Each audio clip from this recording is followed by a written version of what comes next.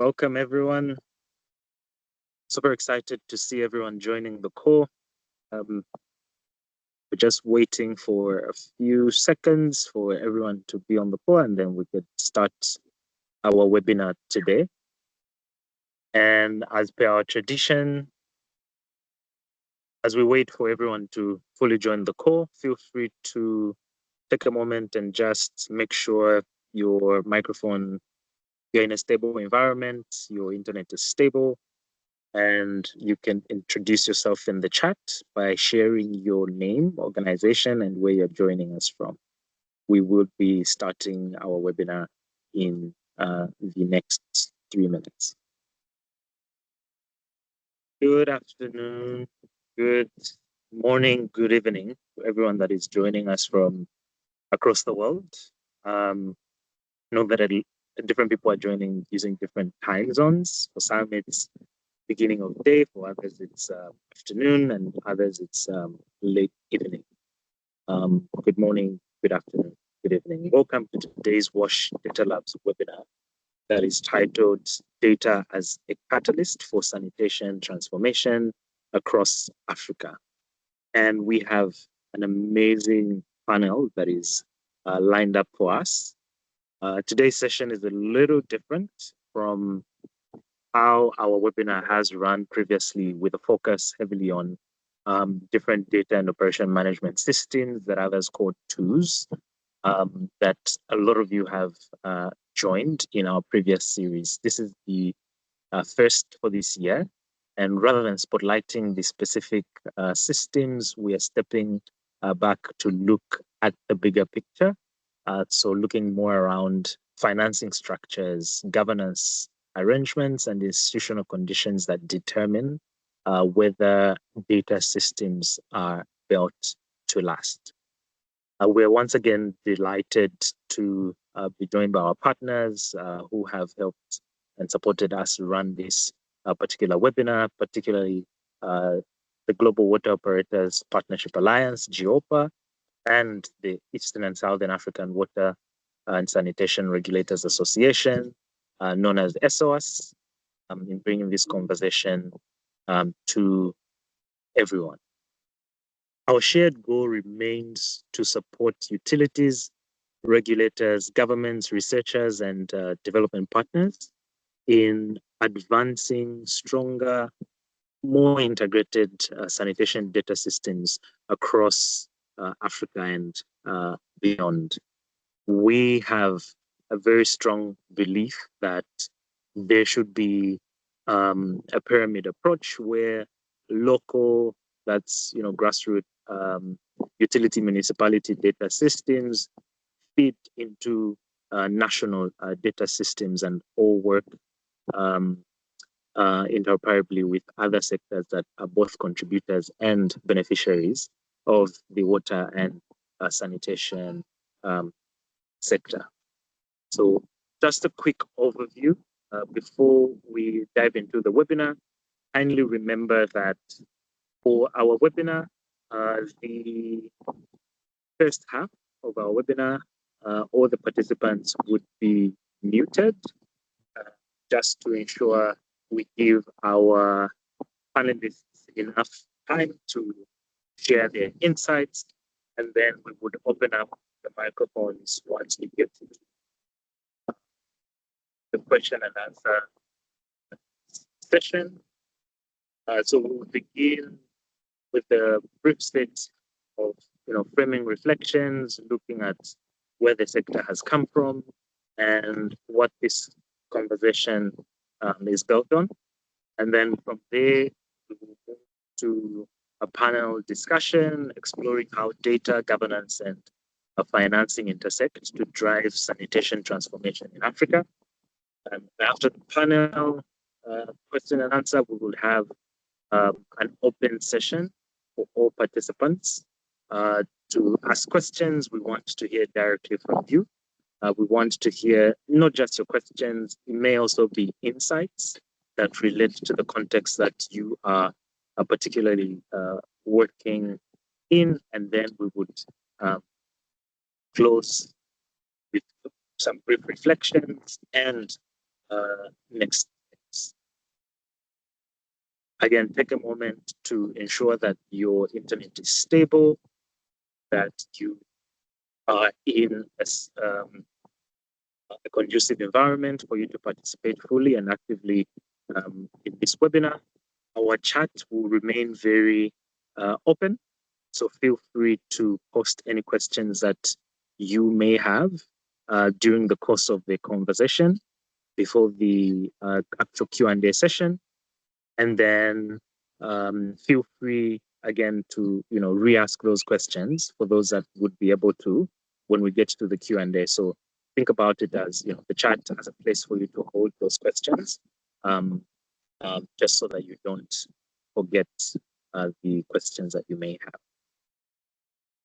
For those joining us for the first time today, welcome to the WASH Data Labs webinar. Just a brief about this webinar series. So this webinar series was launched under the Public Service Data Systems Project led by Dev-Afrique Development Advisors with support from the Gates Foundation. And it began as an effort to strengthen sanitation data systems across sub-Saharan Africa with a specific focus around utilities and municipalities. And the goal was looking at non-sewered sanitation specifically. And this is, this was to position them to better use data for planning, monitoring, and delivering more inclusive services. And to sustain the work that we have done, I'm pretty sure from the branding you can see it's mostly WASH Data Labs. The program evolved and had multiple contributions to the WASH sector, just to ensure that we're moving more comprehensively along different support lines. The first one was to understand the state of data systems across the ecosystem of non-WASH, of non-sewered sanitation in sub-Saharan Africa.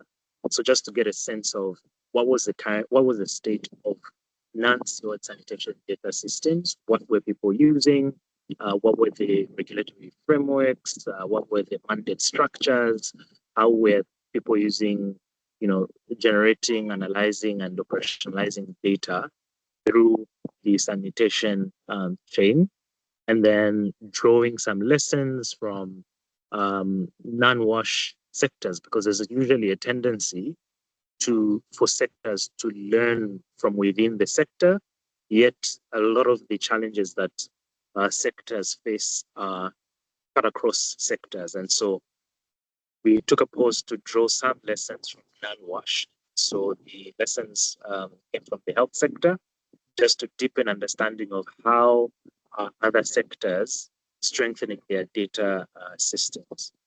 And then supported the development of a maturity assessment framework that was digitized for WASH ecosystems to be able to know how mature their data systems were, and to pinpoint where the gaps were in a bid to develop costed implementation plans that ultimately drive improvements within the data systems.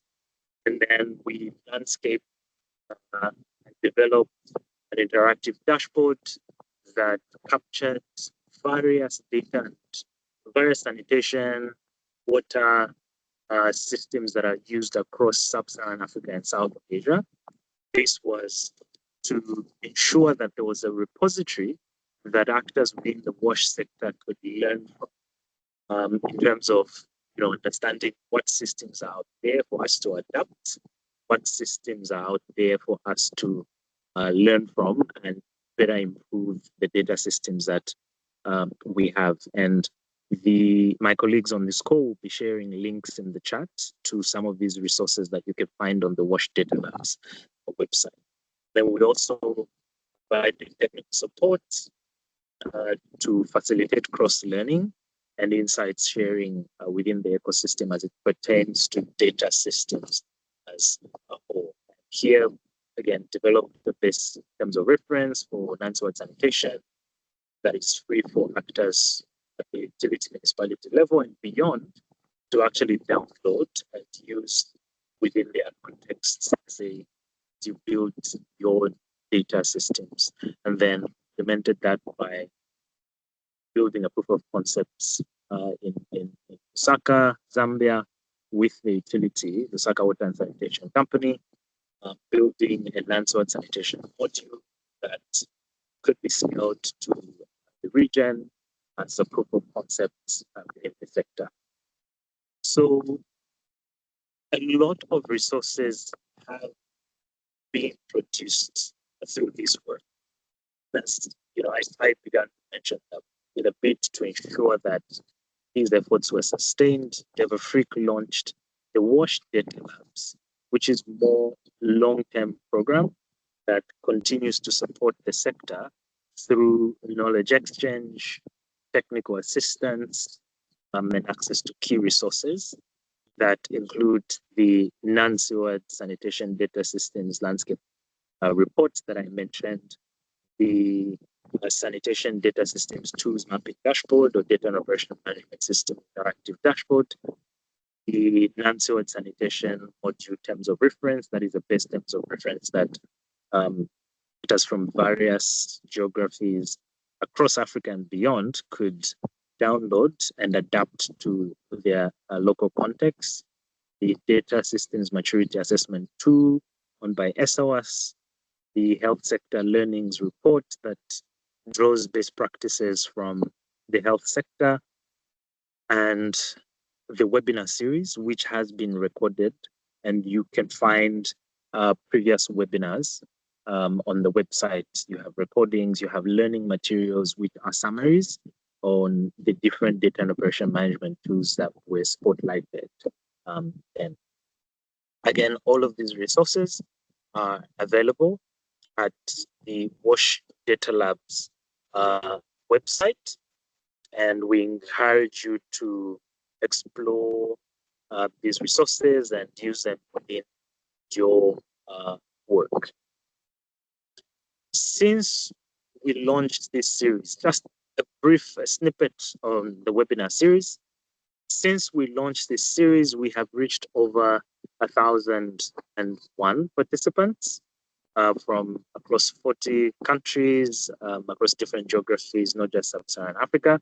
We've seen actors join from beyond, and the sessions are actually showing a growing need for data systems focused conversations around WASH and building more intentional and committed, communities of is around this particular conversation. Working closely with ESAWAS and 𝗪𝗪𝗪 and other partners that have come on board, we have spotlighted practical data and operation management systems or tools that are helping utilities, regulators, municipalities closing the information gap and improving performance. Running away from typical use of data systems for basic reporting and regulatory obligations, but to more, how do we ensure that this is enshrined in the actual operations, performance management, and service delivery of the municipalities and utilities. And we spotlighted different, systems from Tanzania's 𝗪𝗏𝗃 platform, used by more than 85 water authorities, to Bangladesh's IMIS, which unifies urban data for smarter municipal management, to Kenya's 𝗪𝗏𝗃, which gives regulators real-time visibility into utility performance. So having had spotlighted these different tools, today's session brings a different approach and brings together some of the key conversations that have been happening within the sector and those that cut across the various webinars we've had and the questions that a lot of you asked around, going beyond just spotlighting the tools and focusing more on the bigger picture. And today's session draws on findings from the data systems landscape assessment, that is the non-sewage sanitation landscape report across 10 African countries, and on the World Economic Forum article titled The Royal Flush, Why Data Can Transform Sanitation Services in Sub-Saharan Africa, which was co-authored by our panelists, 𝗪𝗏𝗛 𝗟𝗯𝗀 and Alice, I'm so sorry, alongside Yvonne Magawa from SOS, who put together an amazing and thought-provoking article around, why data is important and why we should treat it as a core public infrastructure and treat it with the same policy priority and financing discipline as all our other interventions. So today, we will explore how data governance and financing intersect and what it takes for that argument to move from aspiration to reality.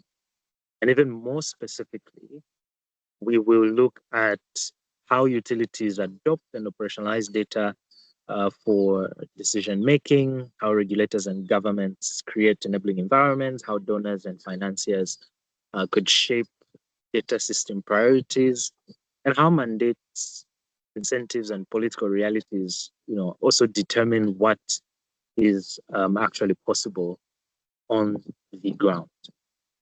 Without further ado, at this point in time, I am super, super excited to introduce our three panelists, of whom, each brings a distinct perspective on sanitation data systems, starting with 𝗪𝗏𝗛 𝗟𝗯𝗀.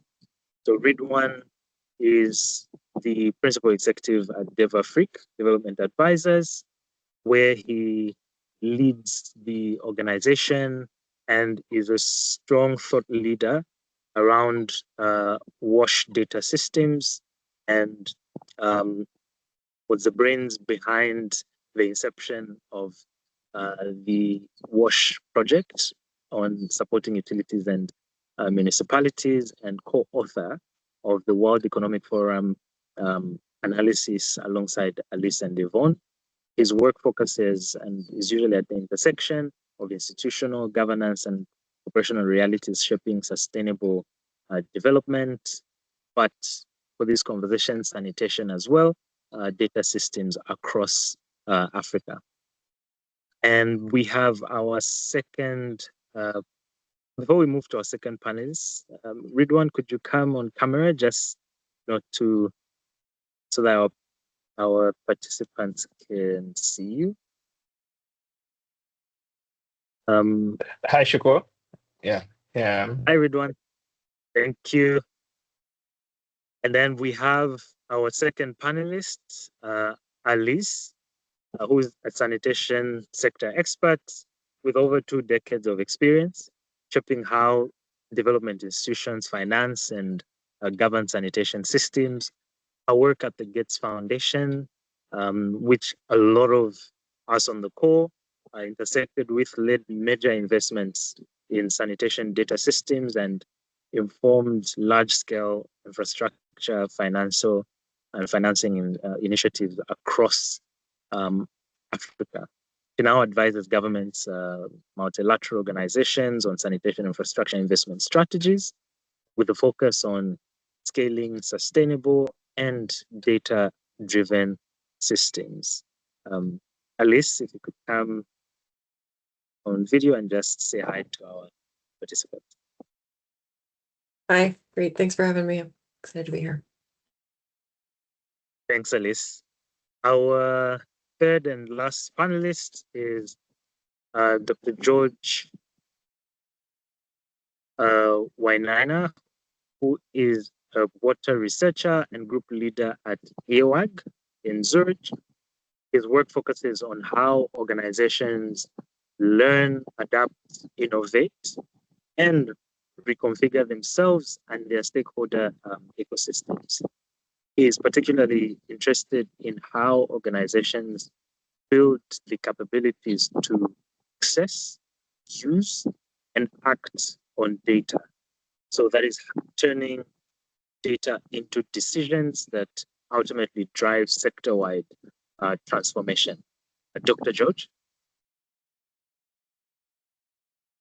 Hello, everyone. Nice to be here. Thank you. Thank you all, our panelists, for being here. Super humbled and excited to have you join our webinar today. And we will have a couple of questions that we would dive into. But just to get us started, just wanted to get your perspectives. Why is it important for us to have this conversation today? Why is it important that we bring the data systems conversations within the WASH sector at the forefront in this season? We can start with you, Ridwan.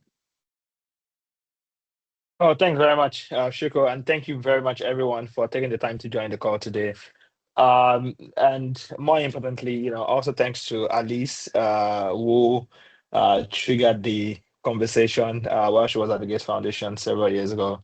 I think it's really important for us to throw the spotlight on this conversation, as we have done over the past 12 months, and that's because historically, we've focused on the discussion around data plus water. We've focused on discussions around the use of data for global reporting, as we've seen with a lot of the global institutions actually requesting sanitation data. But over the past years, and even more recently, we're starting to see an increasing need to have the conversation on sanitation data focused on the use of data for performance improvement and decision making within the sanitation.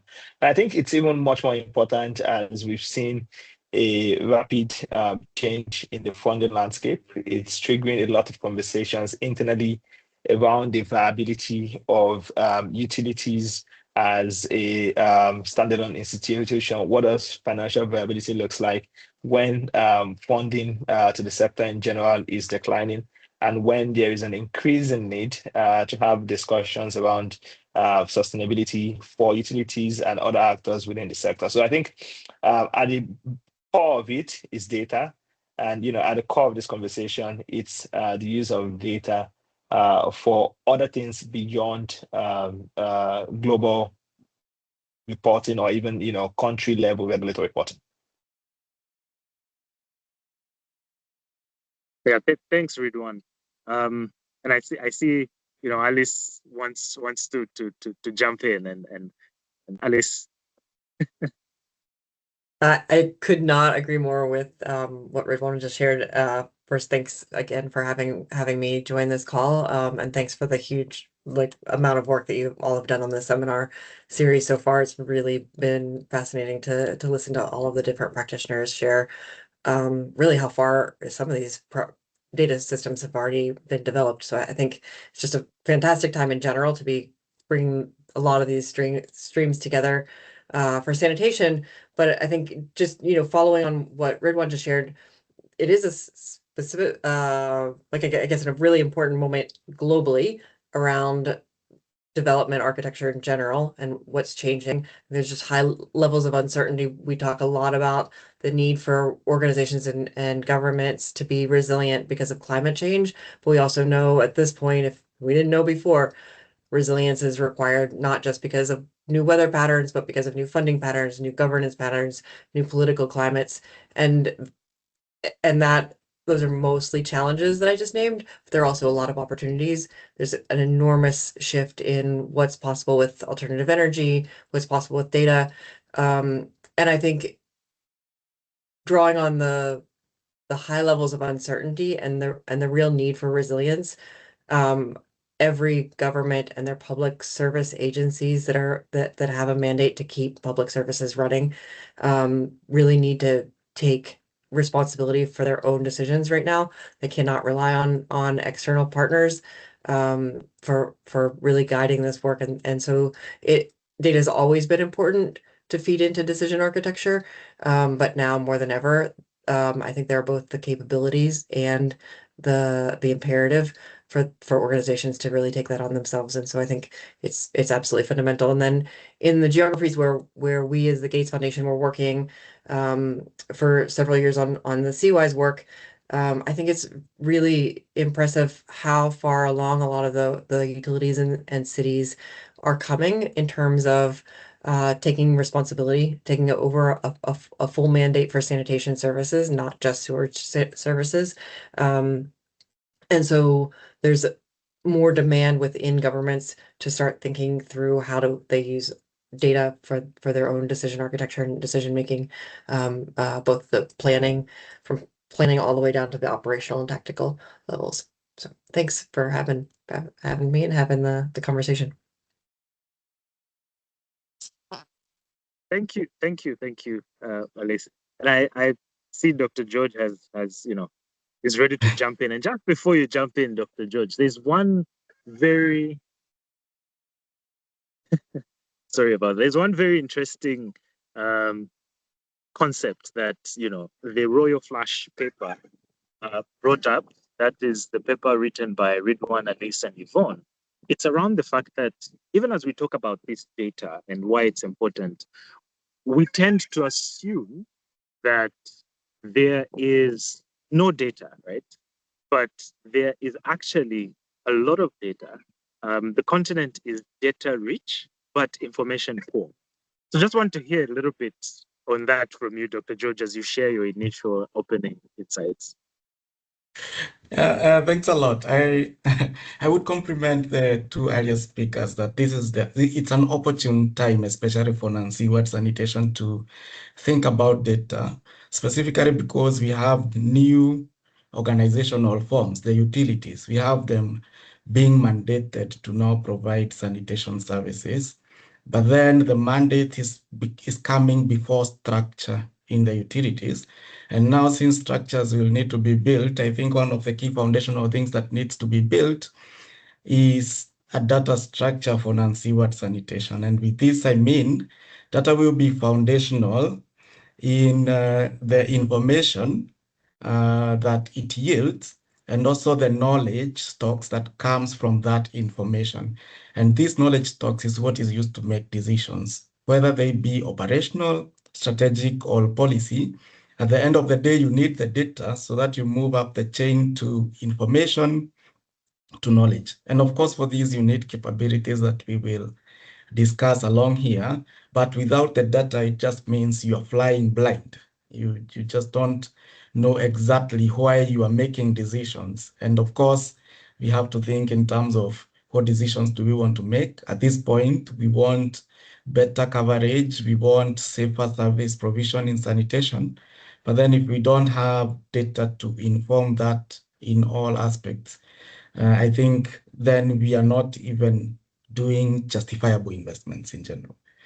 So I think it's a timely topic that should have been explored even earlier, but now that we have the opportunity, let's go ahead and do it. Thank you. Thank you to all our panelists.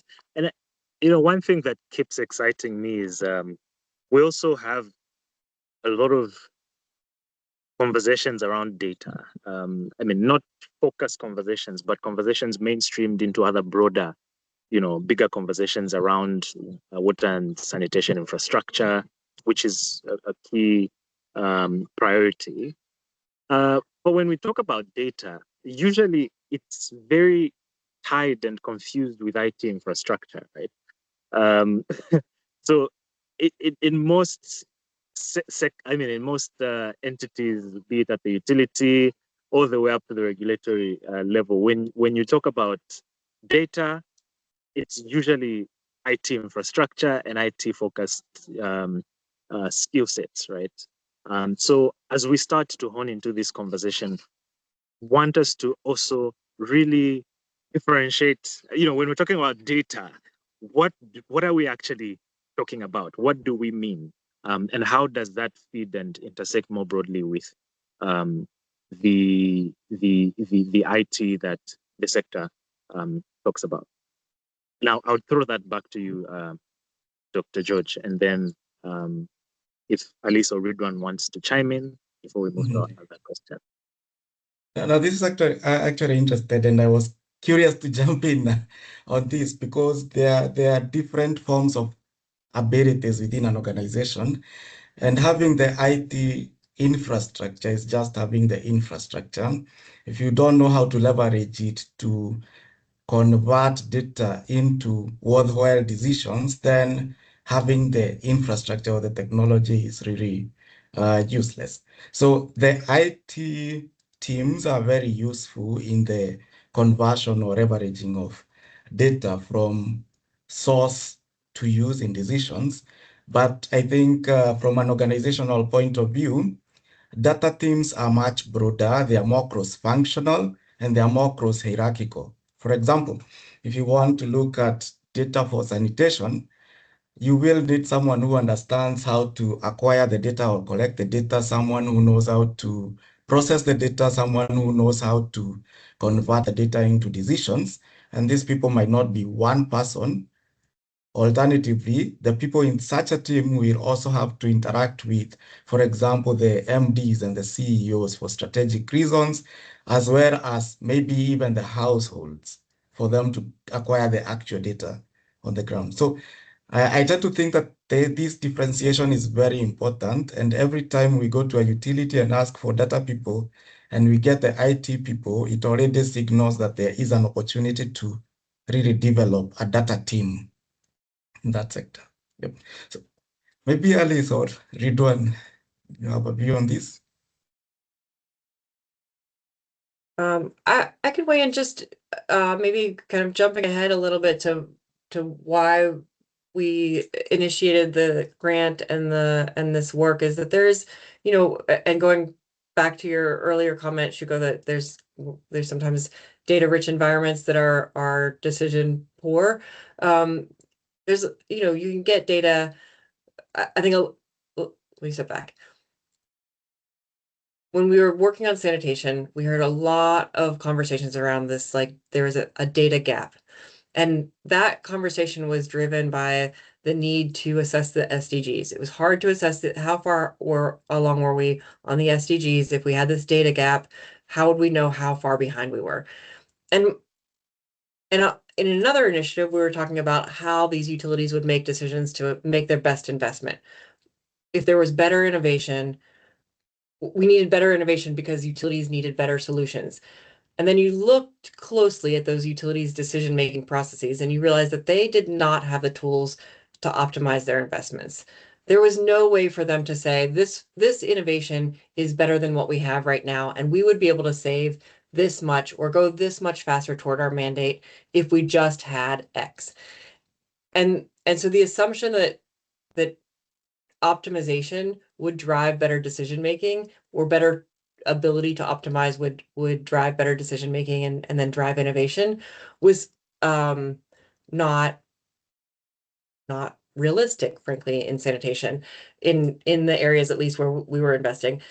And then we had this other conversation around data gaps, and we could have poured endless amounts of money into that data gap for closing the SDG data. We could have done surveys on top of surveys to figure out for every country what the sanitation service gap was, and how far away people were from reaching, or how far away countries were from reaching the SDGs. But once you have that information, the goal is to actually do something about it, right? And if on the ground, the organizations and entities that are mandated to be addressing the sanitation gap don't have data systems that are internal to their organizations to be doing everything from strategic planning all the way down to kind of operational and then tactical, or tactical and then operational level decision making, then you don't solve the sanitation gap. You might solve some data gap, but you can't solve the sanitation gap without that data infrastructure at the organizational level. And that's, it's a necessary but insufficient contribution to decision making, right? The data systems have to be there, but they have to be designed to feed into, again, the decision architecture at each level, both cross-agency, as George mentioned, and within the organization. So what I think is interesting, and what you all have done really well with the guests that have been part of the series, is you hear how people share the ways their data systems tie into decision architecture at different levels, at strategic, at tactical, at organizational levels, from your annual decision making all the way down to your day-to-day sub-team levels. What do we need to do today? What's falling off the table today? What challenge did we, flooding, cholera, whatever the challenge may be, how is it affecting our ability to hit our KPIs now? And when you have a data system that ties into decision architecture at each of those levels, and though that decision architecture has with it tools for performance management, you can rely less, frankly, on individuals' capabilities. You need capabilities as an organization, but you tie that architecture together so that decisions are triggered by certain data points. So when you have data, if on the dashboard it falls below this threshold, these are the decisions we have to make. So I know there's a lot of times people talk about dashboard fatigue because everybody wants to develop a dashboard. And I think that I love dashboards. I love them. I think they're fascinating. They're great, right? But they're only useful if they're tied into that decision architecture and they're helping trigger the right conversations, and that those triggers are built in. I mean, that the idea that it's called decision architecture is because it's kind of structural, right? It can't be based on people's individuals' decisions to go look at the data and decide whether there's a problem.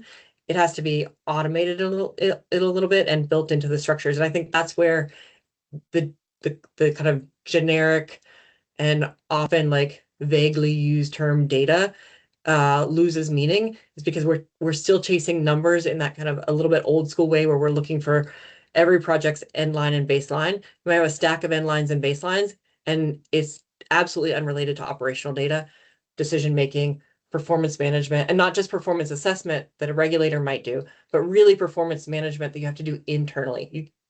You can assess performance all you want from an external perspective, but if the organization itself can't manage its own performance, and it needs data to do that, then you can assess away, but it's not going to change the challenge, right? Or help you address the challenge. So that's my more than 2 cents, probably. Sorry. No, that's pretty exciting, and you sort of dived into the next question that I was going to ask, and I would like Ridwan to kickstart us on this question. Is, given that we now have this distinction, why should sanitation data be treated as core infrastructure? And I know at least you sort of started talking about this a bit. And what does it actually look like when governments, regulators, and utilities and funders prioritize sanitation data? Ridwan? Yeah, thanks. I mean, Alice actually mentioned a lot about this, right? I mean, the transition from funding the sanitation space for essentially strengthening, development data collection, to the use of data for accurate decision making. And I think, when we had conducted the value pipeline assessment of the sanitation data play, just to kind of get a sense of what's really happening there. And there are two sides of the divide, right? The first side is a lot of utilities and even municipal authorities that are actually responsible for non-sewer sanitation asking the question of what data do we need to submit. And I think that question itself guides and maybe interprets how some utilities, how governments actually see sanitation data. Now, for context, as you may know, and I think a lot of the people on the line actually know that, is that more than 80% of sanitation systems in sub-Saharan Africa as of today are actually non-sewered. And, again, given that, a huge portion of the sanitation system being non-sewered, most of the NSS data systems actually remain very fragmented. So you have a side and a very large side of that ecosystem looking at, data systems from what do we need to submit. And then we have a very small portion of the entire ecosystem saying that, what operational decisions do we need to improve? I mean, what kind of decisions can I actually make given the data at hand? And I think to your question of why should sanitation data be treated as core infrastructure, it's because there are lots of answers of questions that can actually be answered by the sanitation data that we have today, which, to Dr. George's point and Ali's point, we have tremendous, level of data within the space, right? So how do we necessarily move it over to what operational decisions, are we able to improve, using the already available data? And I think that, some of those operational decisions could be something even as basic as understanding, where dislodging demand exists, or, where treatment gaps actually exist, where are the underserved communities, what does the distance look like? There's so much, right? And when you take a look at this data and try to use the data for, key decisions around budgeting, ERP systems, around regulatory frameworks, around, service planning and performance management, it becomes very, very critical. So these are the reasons why sanitation data needs to be treated as, core infrastructure by the government, and beyond that, more specifically by the various utilities that are actually, operating across the continent. I think I would use two examples, and those are some of the countries that have moved up the ladder, at least slightly, within sub-Saharan Africa, and that would be, Kenya and Zambia, right? And I would use Zambia because, we've invested in that space, with the Gates Foundation, and that's Lusaka Water, right? The transition from the fundamental question of, what data do we need to submit, to now, the area of what operational decisions do we need to improve. And I think what Lusaka has done well is to be able to use his data to actually answer those questions. Thanks, Ridwan. And I think you raised a lot of strong points there that complement very well what we've heard from the beginning of this conversation, and spotlighting Lusaka as an example, in Kenya, where we've seen a lot of advancement within this sector. Alice, would like to hear a little bit about what does it actually look like when government, regulators, and utilities prioritize sanitation data? What does the ecosystem ultimately look like? So I think, one thing that maybe just backing up is that, and I'm coming out of a different conversation around kind of this question about like what does it look like when CWISE works? And for folks on the call who aren't familiar with CWISE, it's this idea of citywide inclusive sanitation, right? And having a public sector approach. And that is a question that I push back on quite a bit, because the concept is like, you can't get to safe, inclusive sanitation services because of fundamental market failures that are inherent to sanitation. You can't get to sanitation service delivery systems that actually are inclusive and safe without involving the public sector. You can get maybe a little sanitation here, or a little sanitation there. Maybe it'll go for a little while. Maybe it's safe, maybe it's not. But if you're really looking for safe, inclusive sanitation, you have to have government at the center. It doesn't mean you don't have markets. It doesn't mean you don't have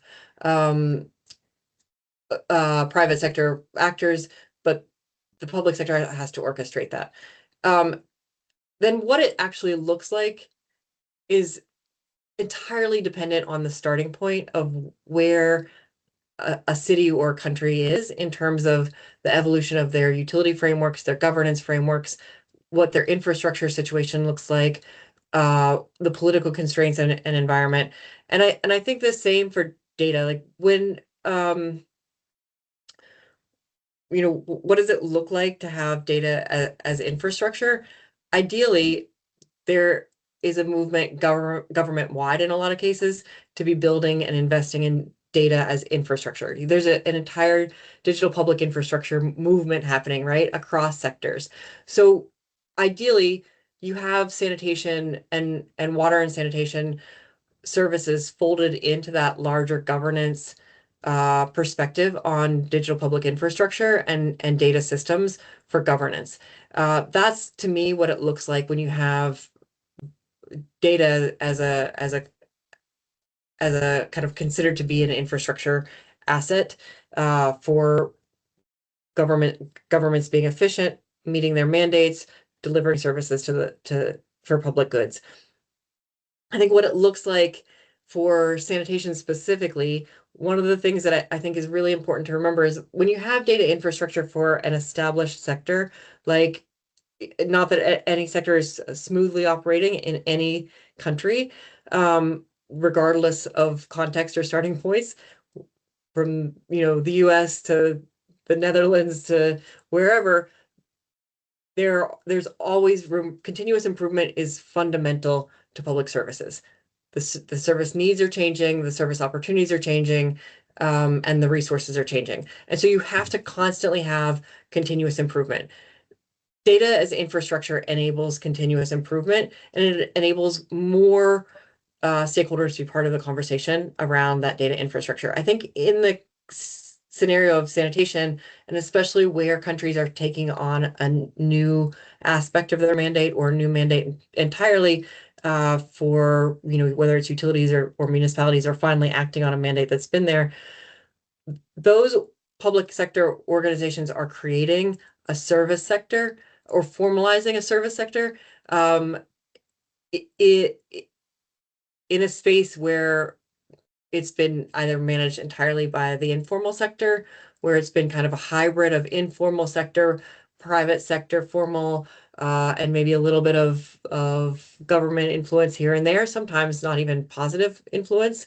You see a lot of times where there's, enforcement against emptiers and no services provided by the public sector. When you move from that kind of baseline to a formally organized sector, the entity that's delivering those services is kind of coming up with the answer as they go. And when you have good decision infrastructure, when you have good accountability systems, and you have partnerships between your accountability partner and your mandated service authority, then you have this kind of dance between, okay, how are you doing with performance? What's your next goal? How are you going to get there? And those questions require data infrastructure, but they require data infrastructure to be used in this kind of fundamentally different analytical way, as opposed to just kind of operational tactical decisions. So I think it's really interesting to see how some countries are building a data infrastructure at the same time as they're building kind of the formalization of their sector, and so they're kind of creating both at the same time, and that's an incredibly difficult task, or set of tasks, and it's constantly evolving. And so when you say what does it look like, sorry, this is a meandering answer, we don't know exactly what it looks like, right? There are attributes, and I think some of your documents, the tools that you shared earlier on kind of data maturity, those will tell you what the attributes of good systems look like. But to me, tying them into performance management systems, creating performance management systems alongside data systems and decision architecture systems are some of the elements of what good looks like when you are mainstreaming data systems, not as projectized end lines and baselines or data for reporting out to somebody else, but really considering them as part of your infrastructure for service delivery, so that your organization, public service organization, private sector organization, can make decisions based on what's going on, what's in front of you today, and you have a flow of data that is right sized for the decision making, whether it's the operational decision making you need a few points for, or the more strategic biannual decision making that you need a bigger set of decision points for. And I think when I think about some of the other conversations that we've had, it's what 𝗪𝗪𝗛 from Bangladesh was sharing in one of the earlier seminars. They're creating the IMIS system for Bangladesh. They're sharing it out to India, Nepal. That IMIS system is the infrastructure that they're building alongside decision-making system and service delivery system in the public sector at the local level and at the national level. And it's going to be fits and starts, right? Sometimes data is going to get ahead of the decision-making systems, and sometimes the decision-making systems are going to be ahead and not have the right data. And so it's a messy process, like almost by like there's not a way around it being messy, but it's iterative. And so it's like supporting continuous improvement, but it is also subject to continuous improvement. So that's a long answer. There's not a perfect picture. But then you look at your guest from 𝗏𝑊ater.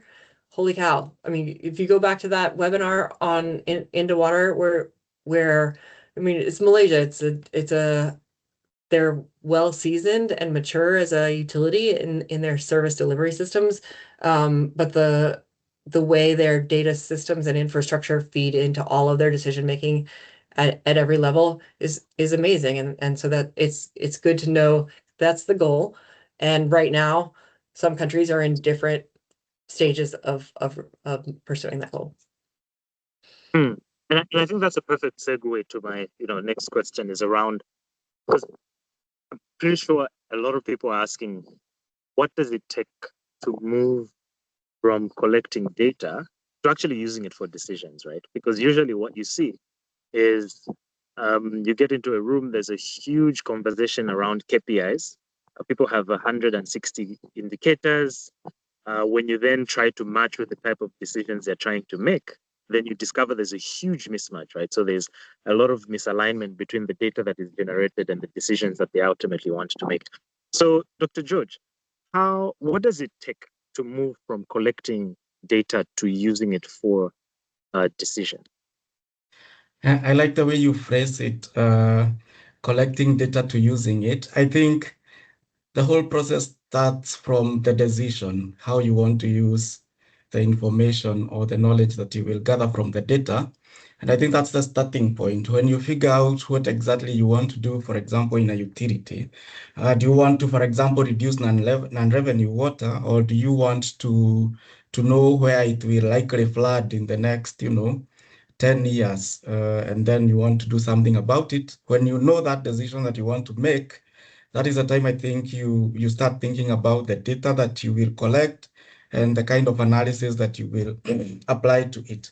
So therefore, there are capabilities that are needed. Of course, you need the infrastructure and technology to do the collection, the analysis, and even the dashboards, and also to communicate the results to the right people. But then there's a whole team that is needed around these. It does not necessarily need to be a new team. It can be a cross-functional team. People one person from IT, one person from sanitation, for example, and one person from management.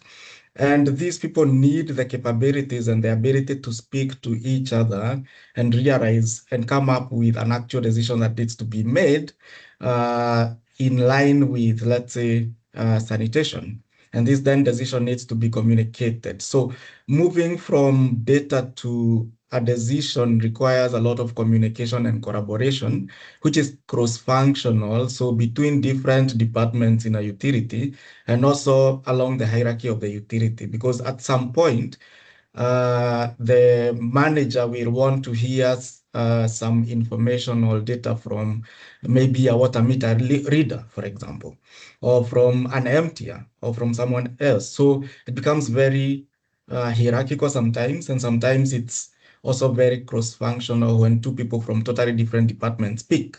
For example, someone from the technical department speaking to someone in the finance department, but about the same issue from different perspectives.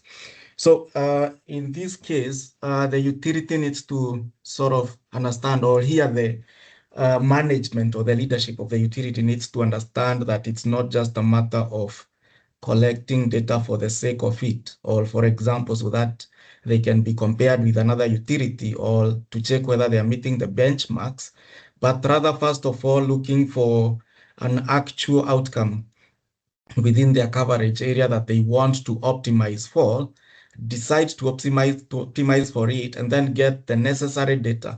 And when I say that the necessary and sufficient data, Because as you said at the start of the webinar, there's the assumption that there is no data, where actually in my experience, there is too much data. The question is how much of it is corrected and what needs to be collected and how.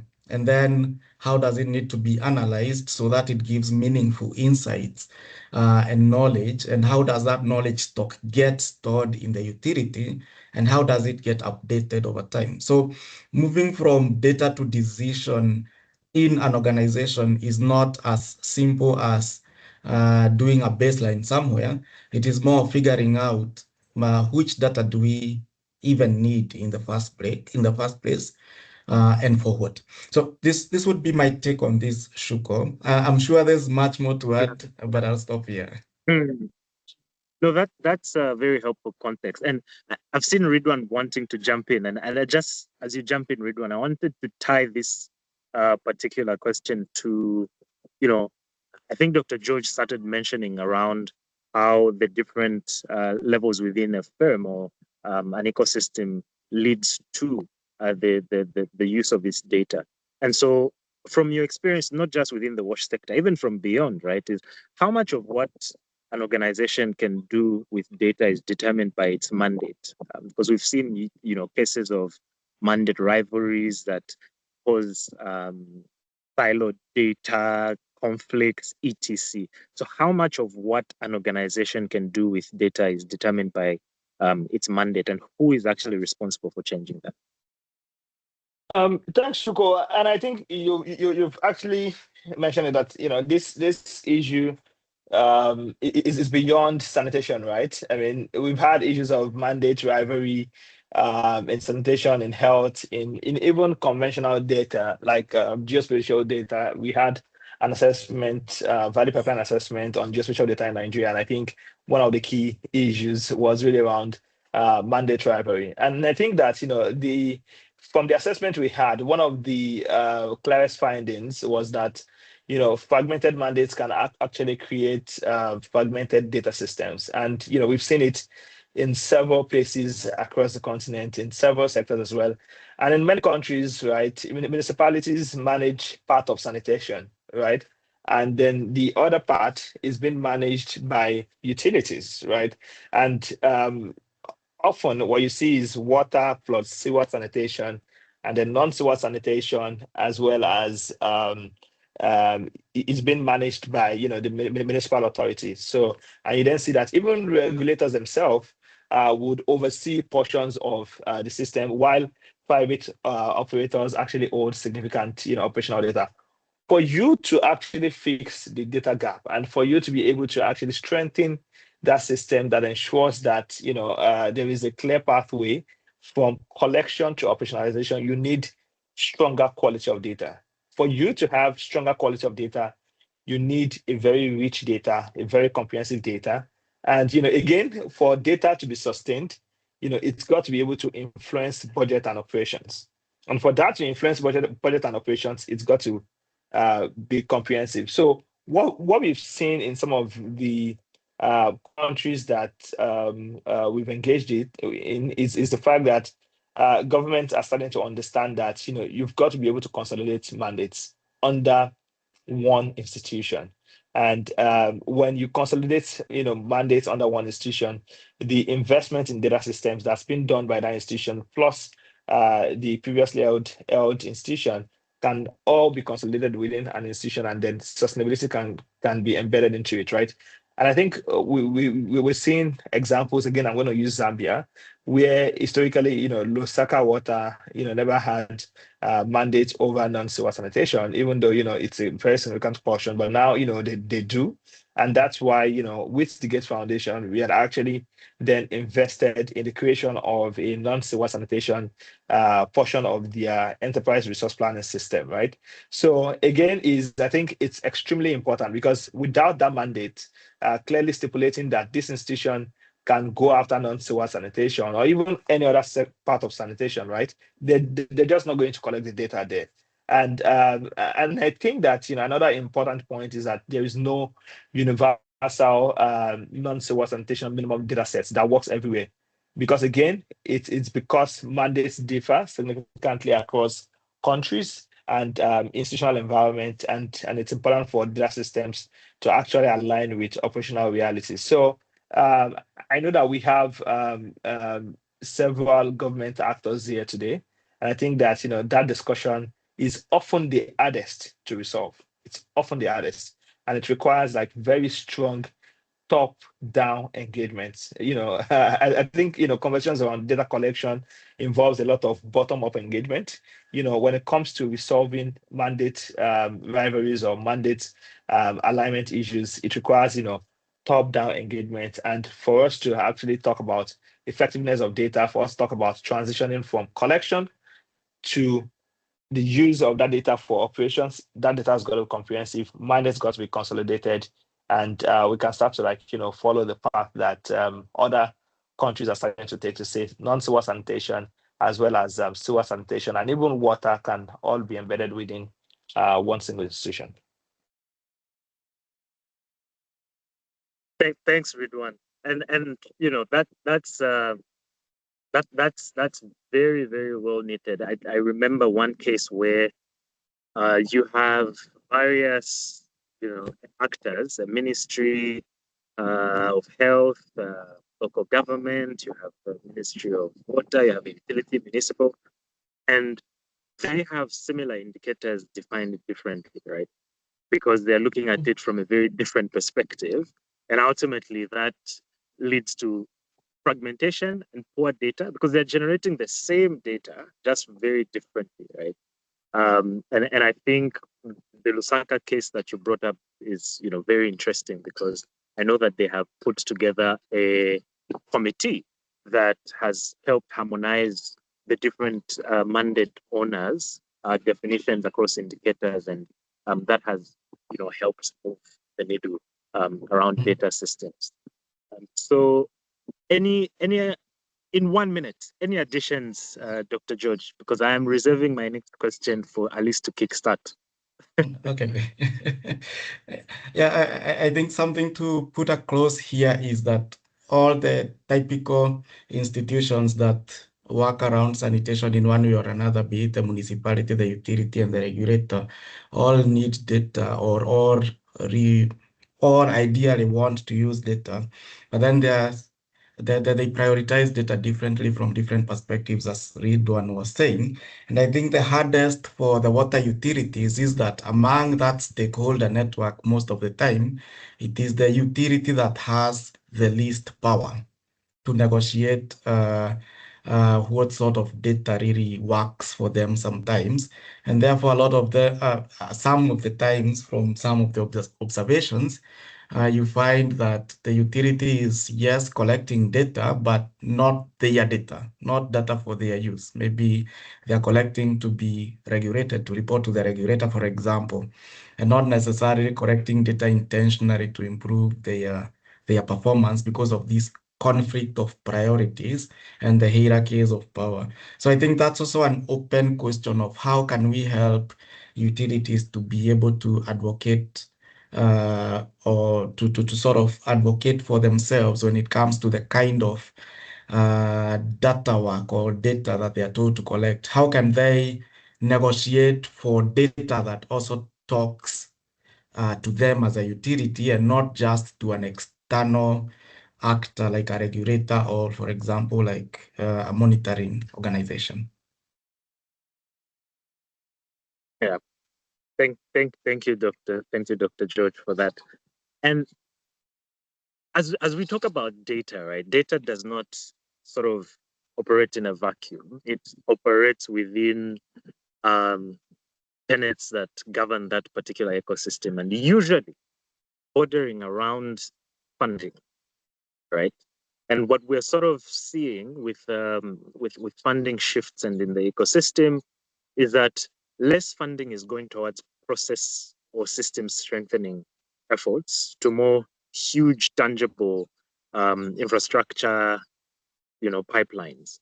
And so as we talk about the funding landscape shifting and data being a very important driver for impact and even investment, what does a credible investment case for data infrastructure look like, right? And who needs to make it? Alice? That is a good question. So I think maybe going back to this, I think an earlier point about the need for kind of rich data sets, I think it's worth saying like that the case for investing in data as infrastructure has to be made kind of in the right way. So when I think about Ridwan raised the point of Zambia, and one of the early conversations we had was, Lusaka Water had a basket fund for sanitation or an SPV around sanitation infrastructure, and each donor had their own investment in lines and baselines, and the 𝗲𝗏 software that was used by the utility to manage their internal systems was out of date. So another system came in, and there was this kind of separate conversations. The donors needed their own data, and so they invested an enormous amount of money for each of them to go collect their own line and baseline data.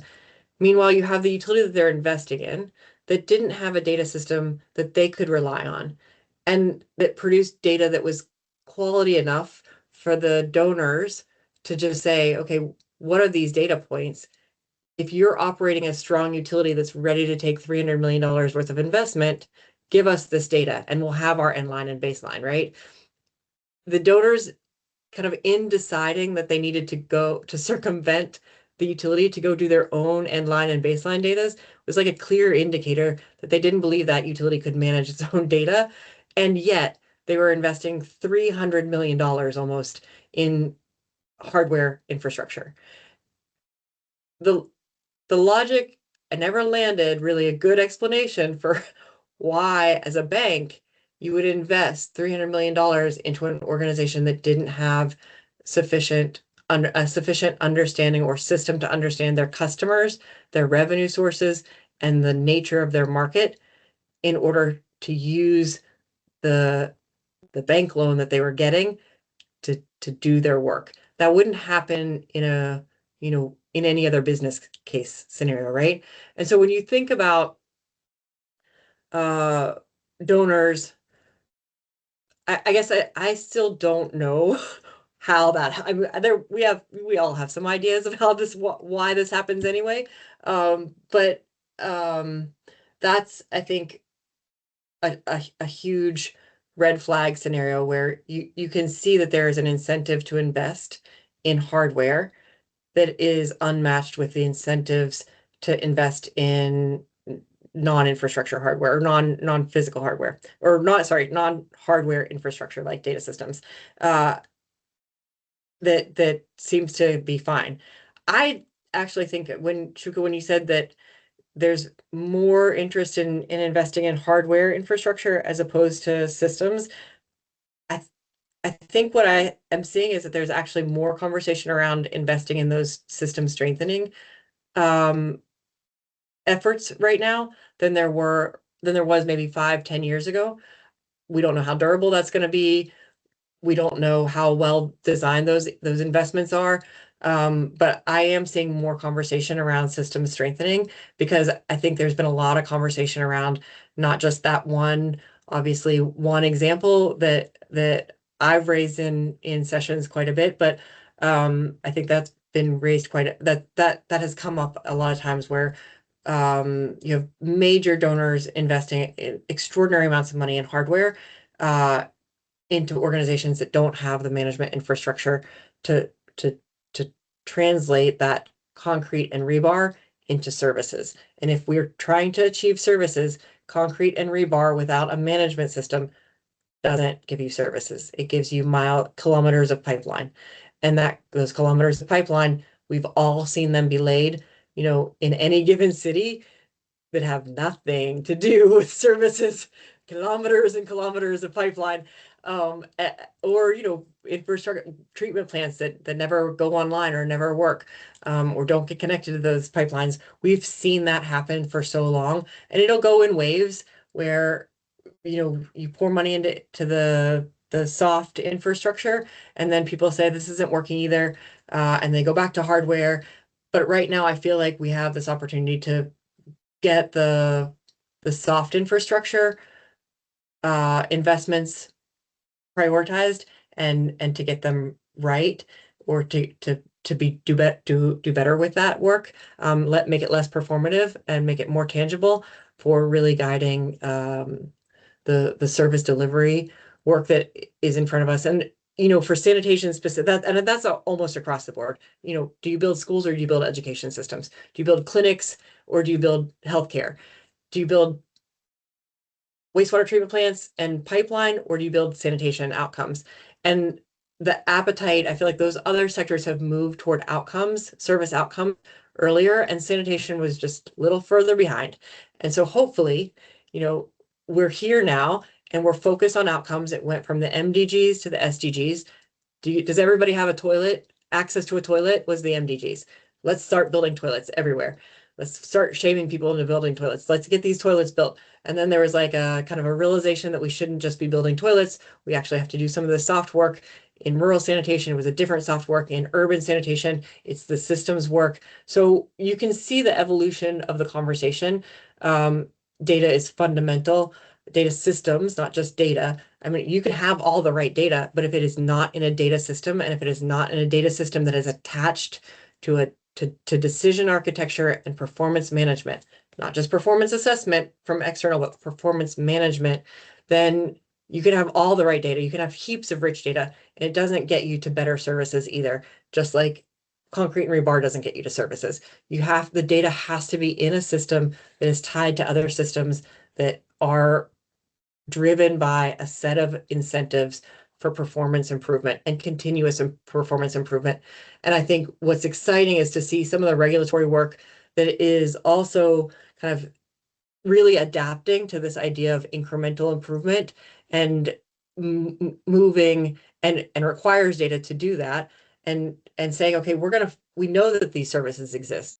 We know that sanitation is happening in these cities. It is not safe and it is not formalized, and we need to engage those actors and get our services on a service system ladder. Let's put a ladder on everything.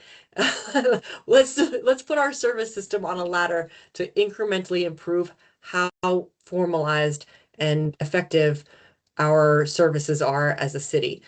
What do we need from data at any given point? And you don't need all the rich data right at the beginning. You do need data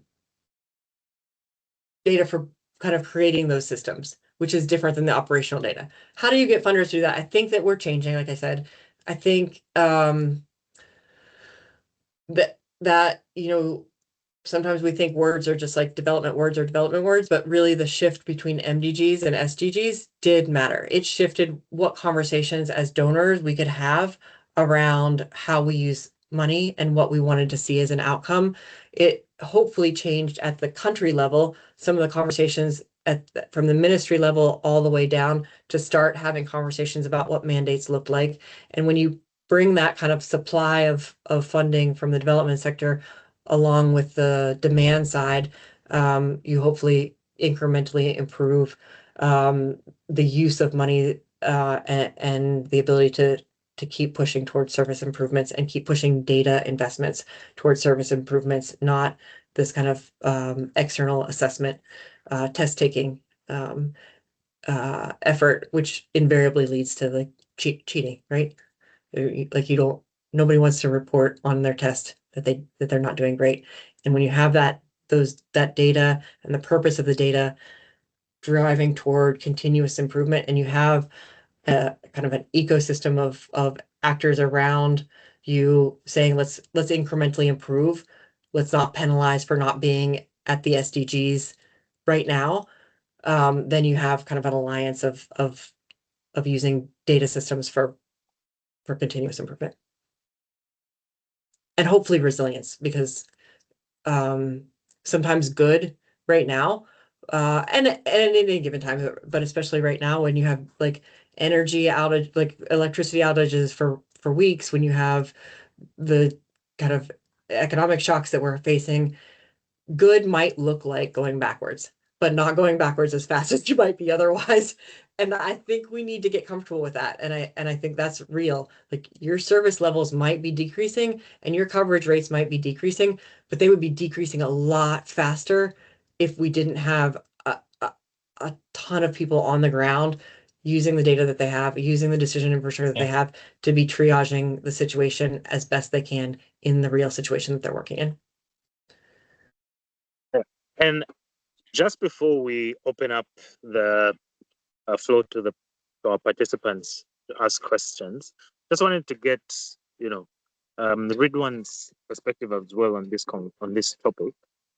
Given that you also work at the intersection of multiple other data systems, is building an investment case for data systems a unique case for WASH, or is it something you're seeing across various sectors as well? No, I mean, it's not a unique case for WASH. It's just that, WASH is down the ladder when it comes to, the level of investment case that's been built, right? The closest sibling to WASH, it's definitely the conventional health sector, right? And I think that just like WASH, this also started several years ago around the need to actually make investment case for data infrastructure within health.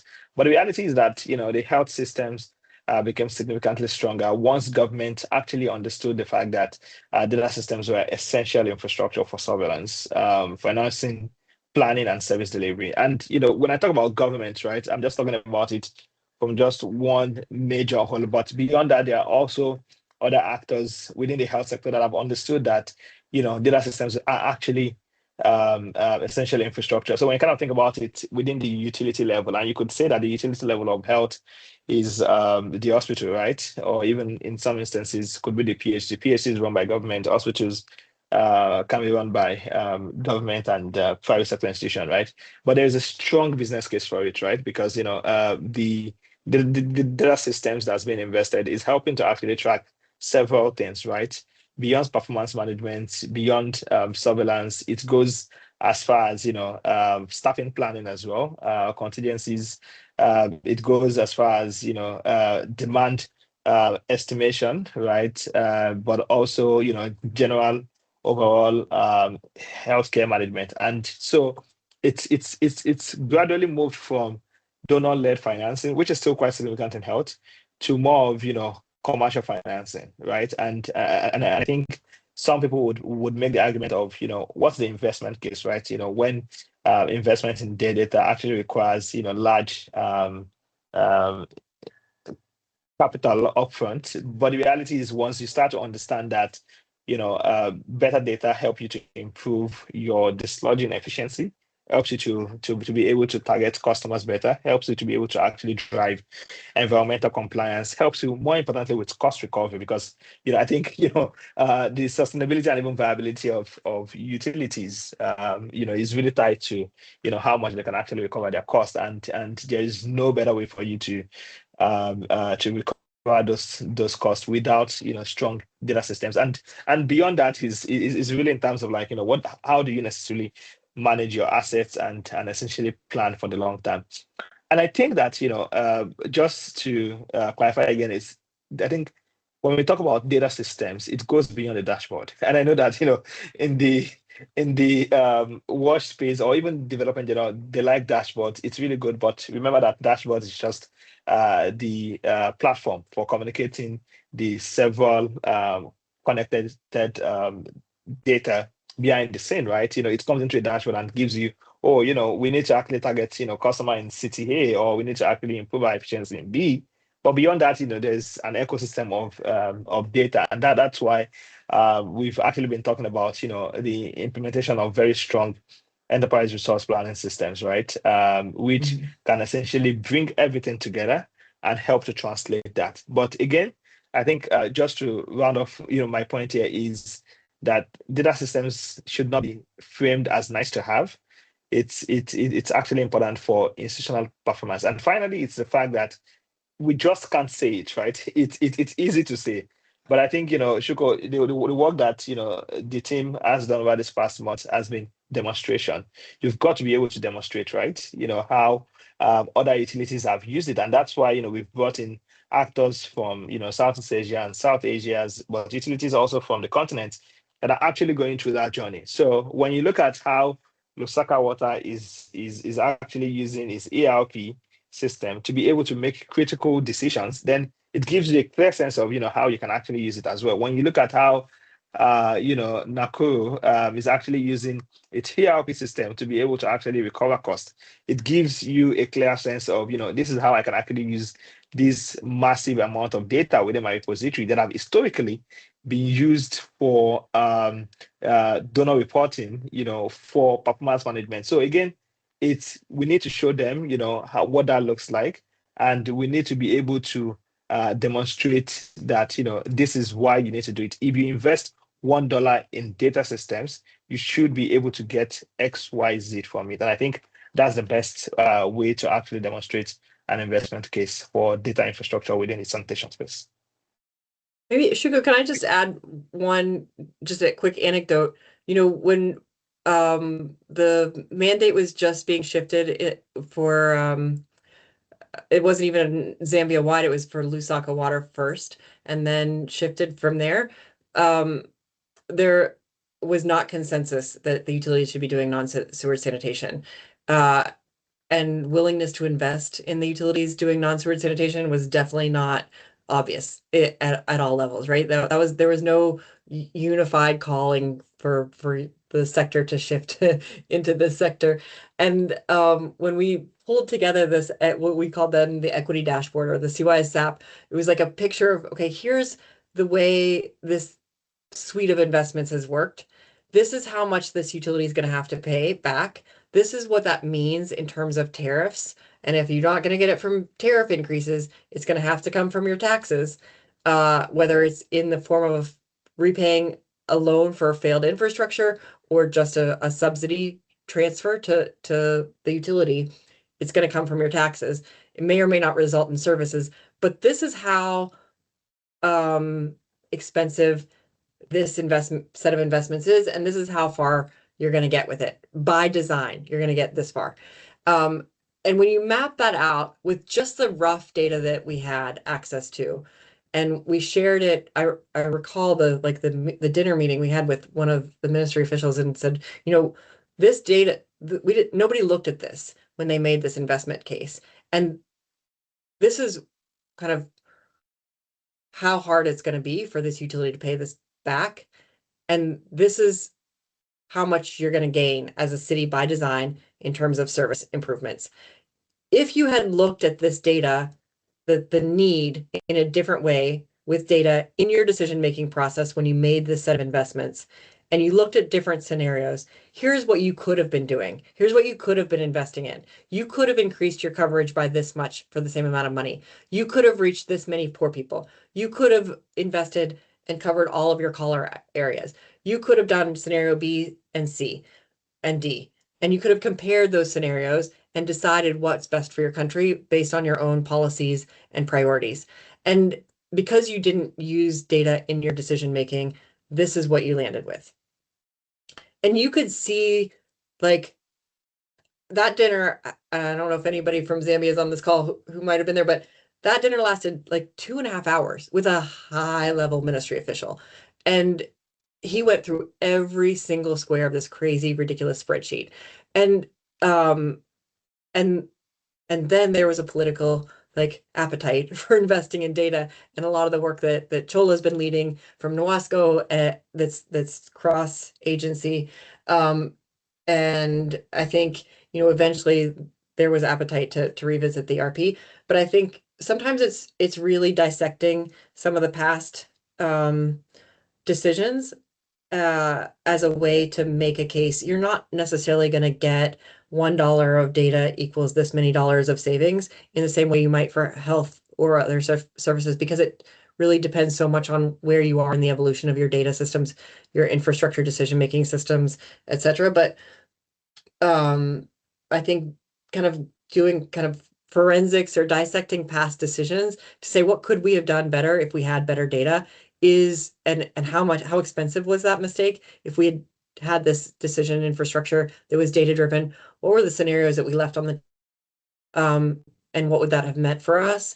That kind of approach, I think you have to do it very carefully for lots of all of the the political economies of decision making, right? But it does help make a case for investing in decisions going forward, especially with scarcity of resources and scarcity of finance.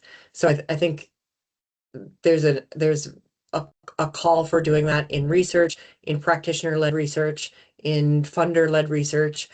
What are the how do we dissect some of that stuff ex post and think about what we could have done better in a not in an accusatory way, but just in the spirit of learning and investing better going forward, and thinking through, if we're going to start investing in system strengthening, what did that system strengthening need to look like before? I think that's it's an opportune time to be doing that in a way that isn't accusatory, but is in the spirit of learning and improving around our investments and around our systems design. Thanks, Alice, and thank you to our panelists for the wonderful insights. We'll now move to Q&A from our participants. I see we already have some questions that are coming in. Feel free to raise your hand, and we would have you ask your question. We've seen there's a question in the chat from Punita. Some questions from Punita and Peter. Do you want to come off mute and ask your questions? We can start with Peter.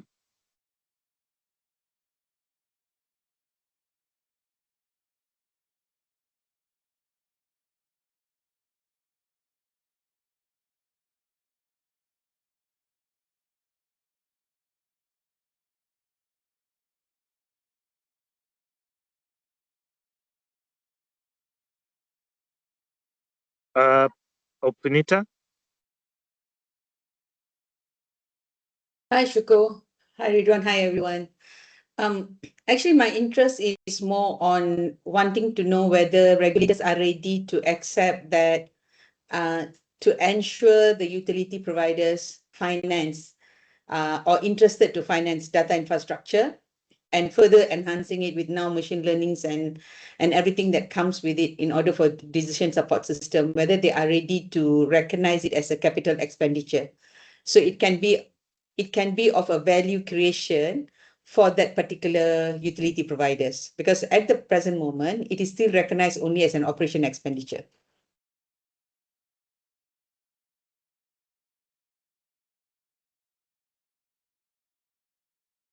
Thank you, Punita. Was that directed to a specific panelist, or is it generally to anyone? I think probably like yourself, Ridwan, or George, right? Like probably dealing a lot more directly with the regulators.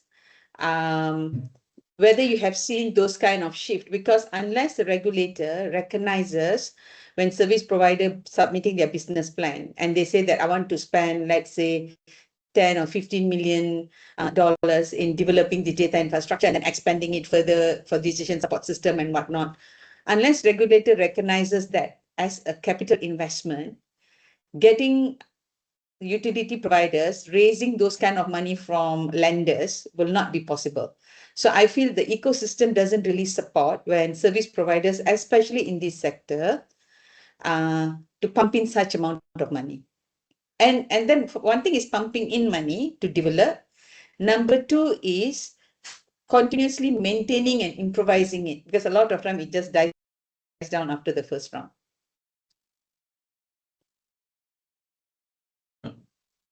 Maybe an immediate response that I would have towards that is that it's true, it's often considered a cost, but I think often the case that utilities make when they're submitting the business plans is that we want a data system or a kind of an R&D center of some kind, which is not directly linked to a specific outcome, which is also monitored by the regulator. I think there's value in linking the need for the data systems to a specific metric that the regulator is regulating. This is not to say that the utility is at fault in this case. It's also to say that the utility has something that it can likely do, but then also there has to be, I think there needs to be a lot of lobbying abilities in the utilities to lobby the regulators to sort of see this more as something that's useful, not as an add-on, but part of service provision, because data, from my point of view, is not an add-on that you ask for separately.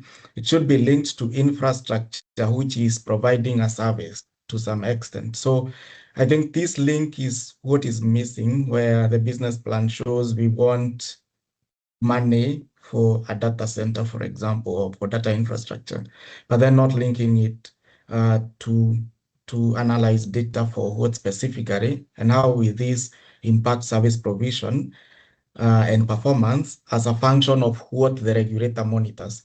But then also, I think there's a delinking, and Alice, I think you can talk about this more. Sorry for putting you on the spotlight. I think there's a delinking between the regulator regulating services and not necessarily the financing going to the utilities. And so that's also a delinking that needs to be linked, such that the regulator have some form of authority on what money goes to the utility and not just the services, so that when they request for monitoring something at the utility level, then they should be tasked to provide money to enable that monitoring metric to be reached to some extent. But Alice, maybe you could comment on this a bit. I would just say that, just to call out, SOAS has been advocating, this started early on when they kind of started doing more extra, moving beyond their member states and doing some external advocacy, both kind of sector-wide and within their region, to give regulators more consistently a formal mandate to engage in regulating, reviewing, and approving major financial packages. And that happens in some countries. Globally, that is a norm in some areas. In a lot of the East African countries, it is not the norm. And so regulators are kind of constrained to only be commenting on the operational expenses. Can we increase our tariff by this much? Have you spent too much on electricity or cement this round? And they're kind of stuck regulating that after the big decisions have been made that are maybe aligned with the policies and mandates or not. And I think hopefully we can see some of that shift happen, and the mandate for regulators expand into financing. In the absence of that, at the Zambia level, NOASCO is starting to embed requirements for performance management systems to be part of what good operations looks like for their utilities. And so it's not just Lusaka and their EDM software that's improving, but in some ways, just a shot over the bow of Lusaka, like utilities are kind of leapfrogging and saying, oh, we understand this, and running forward with their own performance management systems. So I think that you have regulators with tools. I mean, I think your initial question, Punito, was, are regulators ready? And I would say some regulators are. Some regulators are ready and are going to push this, and some regulators are not yet there. And some regulatory entities, especially if they're embedded in a ministry and they have lots of competing demands on their on how they engage as a regulator, they're not there yet. But I think at least what I'm seeing in terms of the advocacy goals from SOAS, it's around getting more regulatory work on the CapEx and financing side of the question, and distinct and not dependent on that is this push to improve performance management systems and the data systems that back performance management, so that you have performance management, not just performance assessment. And that's a very different role for regulators who've always been demanding data for performance assessment in the past, for them to shift into thinking through performance management as a core operating requirement of their utilities is amazing. And I think, we've even seen a little bit of work on it from IBNet at the World Bank to start looking at some of those indicators. And I think, what they're finding is it's really exciting to see, they haven't been around, the IBNet's been around forever, but the new IBNet work on looking at performance management systems is super exciting. And they're finding, like, if you invest in performance management, you do better. And that early data is, again, part of the investment case. I think it drives the conversation for regulators to kind of get on board with requiring this as core operating norms. Thank you, Dr. George, and thanks, Elise. We have some other hands. Kiplangat, I just saw you dropped your hand, assuming that the question you had has been covered, and so I would move to Mwinda.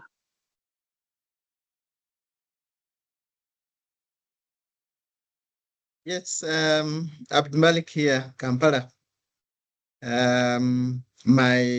My question has adequately been addressed, and I want to thank the panelists for sharing quite insightful aspects of sanitation.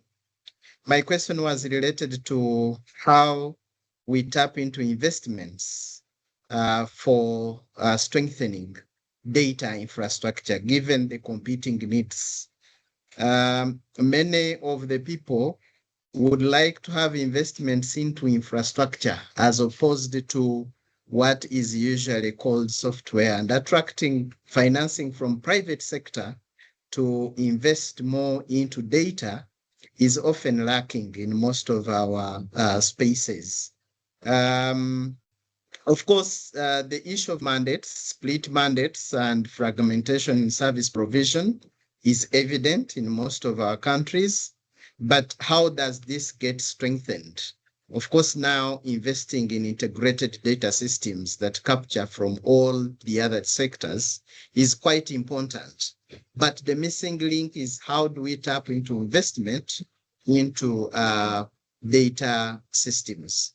Then there is a huge gap. If I may share my experience in Uganda, where increasingly investments are being directed to on-site sanitation, but leaving behind now sewage sanitation, simply because these require a heavy capital investment.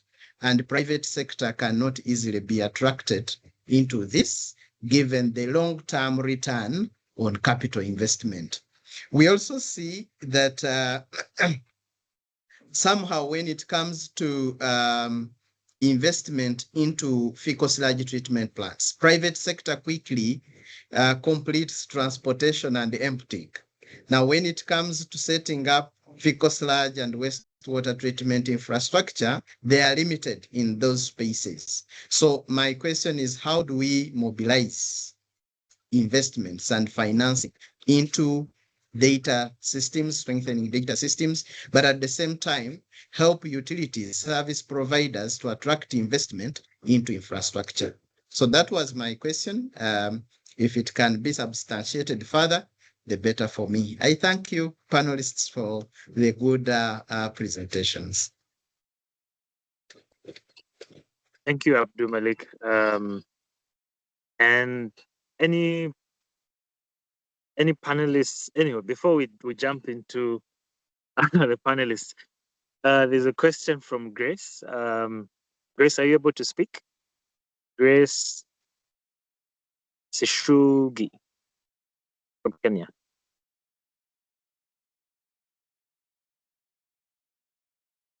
Okay. Grace's question is, many sanitation data initiatives in Africa start as donor-funded pilot projects, but struggle to achieve long-term sustainability.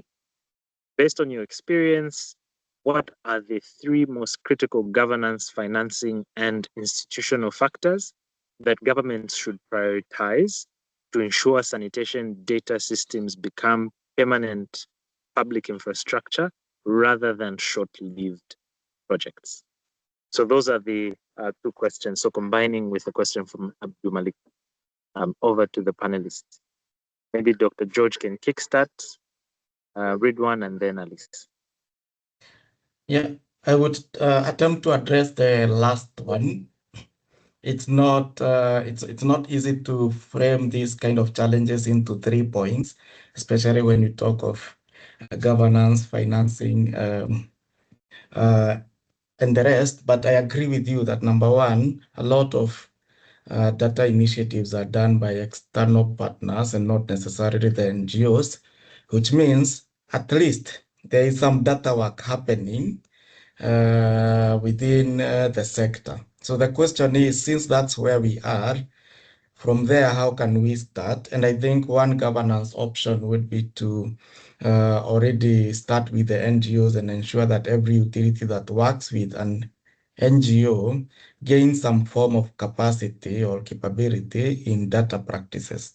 Number 1, they should at least have the data set of their coverage area, depending, of course, on the regulations of the country in terms of data and such, and that the data set also should be made in such a way that it has some value, that it answers a sort of a specific impact-oriented question that talks or speaks to the utility performance. So that's an immediate and simple step to move towards in trying to harmonize data sets. Another thing is trying to look at how can more interoperable data sets be collected and who could be the custodian for this. Because if NGO X is collecting baseline data on a certain aspect of sanitation, and NGO Y collects the same data after 1 year, and NGO Z the same data after 1 year in the same location, then it only makes sense that this data is collected by a central agent or government agency. And in all these countries, for example, in Kenya, we have the Kenya National Bureau of Statistics, which means you can have certain data being stored in certain places and reduce the frequency of collecting and pool the resources in that sense. So what am I trying to say? I'm trying to say that we harness the resources that exist by not replicating initiatives or doing initiatives too soon.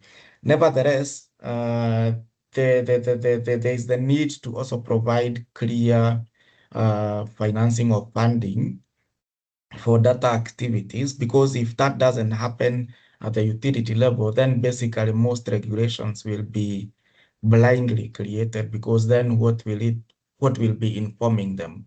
Most investments will also be blind, because what will be informing them if there's no data? So the decisions will just be based on assumptions.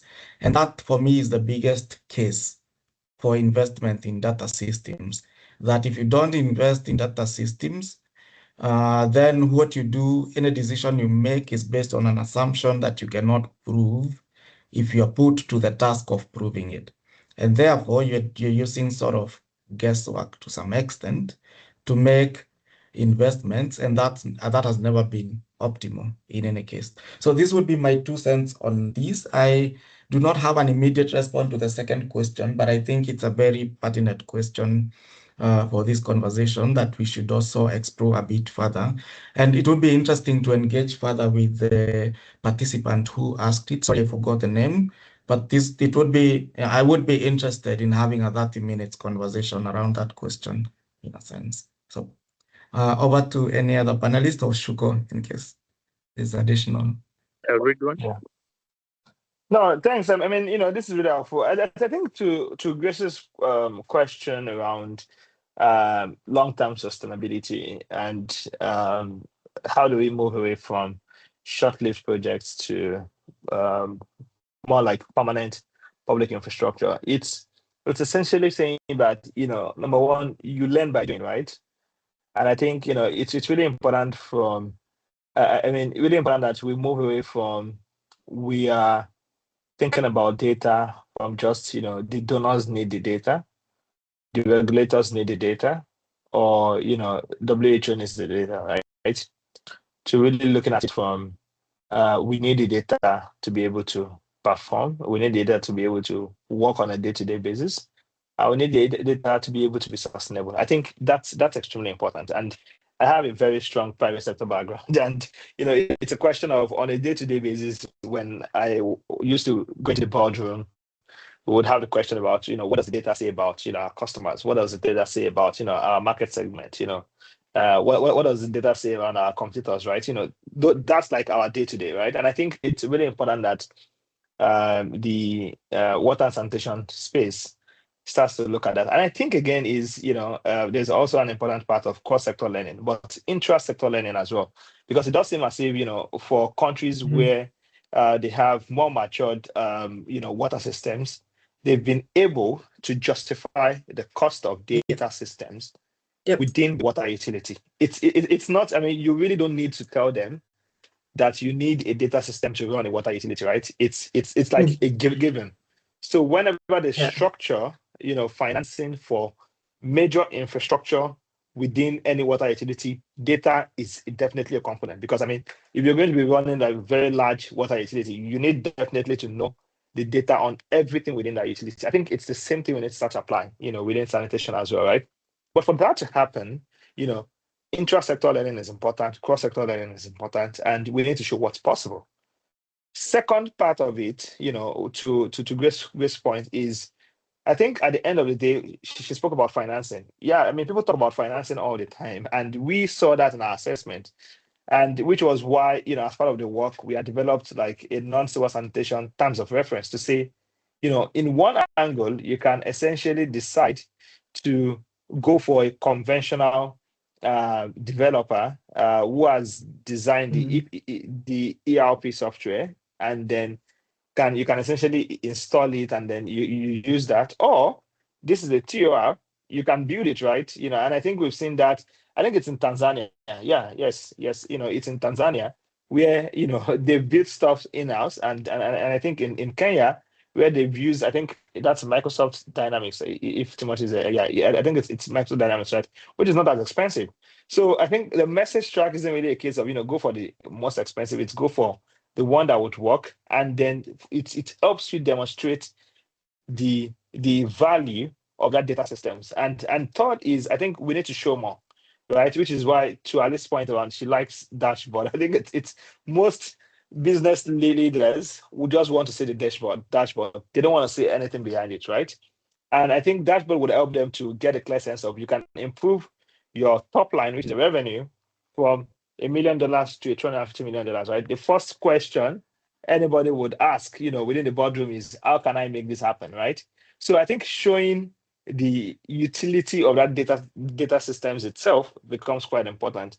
And I would say, maybe lastly there, it's that, we need to also continue to make the case for interoperability, but also delivery beyond wash or beyond sanitation, because sanitation and non-water sanitation is just a very small component of it, right?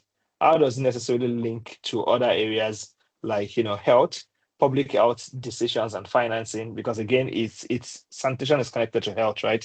So that helps to create a pathway towards sustainability.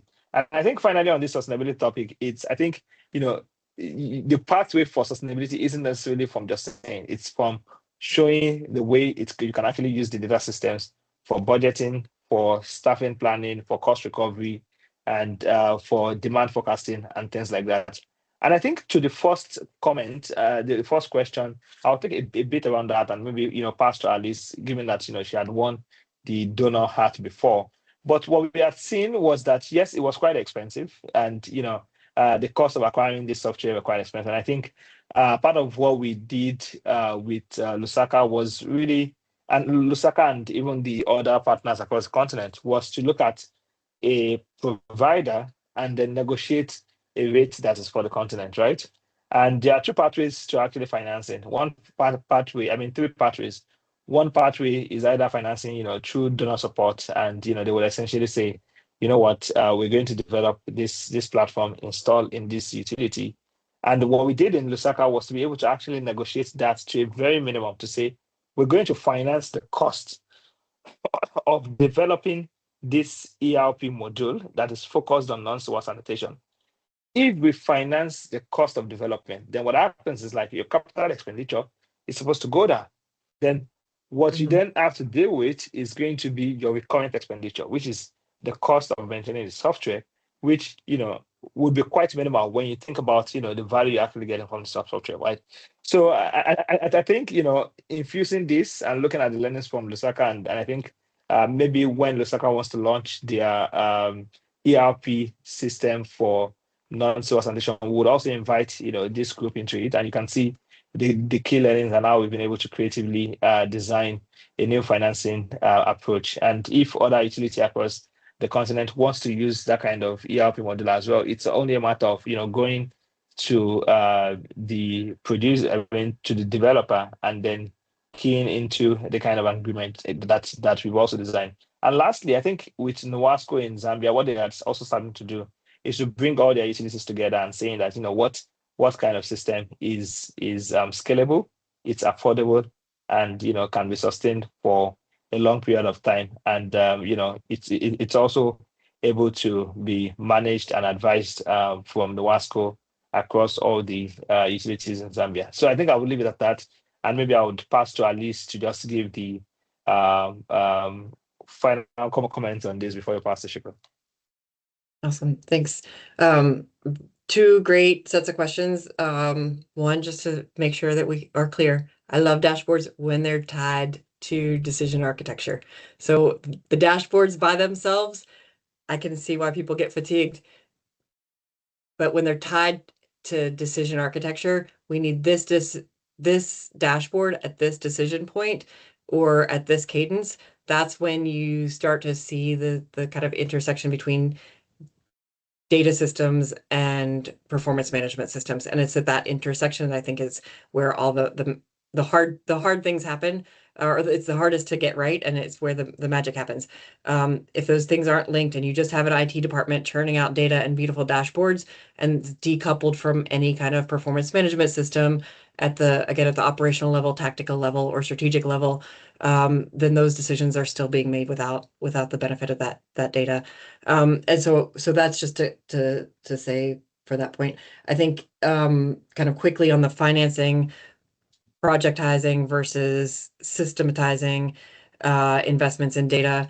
You know, I actually wouldn't go to the NGOs, frankly, George. I would say there's so many amazing data folks in every country that I've ever worked with or invested in. When you look at if you start with the problem that you want to solve, whether it's at the like sub-team level, higher team level, or at the agency level, start low and drive demand for investing in data from the bottom up. If you are sitting in an FSM unit, what do you need to do your job within your mandate? What data do you need? And a lot of times you can develop that data system for yourself and your own team yourself, or with really inexpensive partners in your own private sector ecosystem, and come up with a basic way to kind of start managing your problems and your services better. And then when you show that dashboard to your manager and say, this is what we want to do, this is what we can't do, this is what it looks like, watch how that drives demand and how decision makers from at the bottom level have agency.